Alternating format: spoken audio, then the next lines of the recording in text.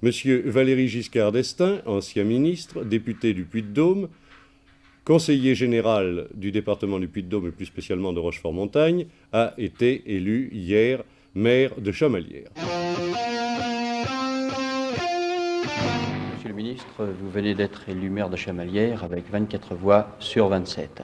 Pourquoi ne vous êtes-vous pas présenté plus tôt aux premières élections, ici même à Chamalières ou encore dans une autre commune du département?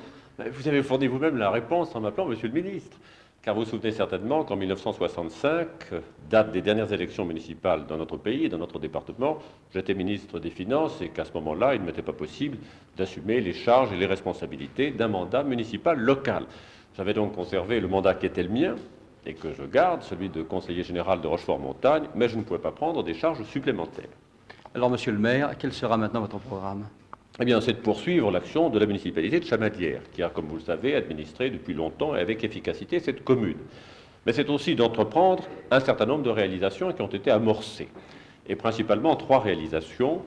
La construction d'un collège d'enseignement secondaire, d'un lycée pour 1200 élèves. Et je peux vous dire que dès aujourd'hui, d'ailleurs, l'architecte était sur les lieux et que nous avons eu un premier échange de vues à cet égard.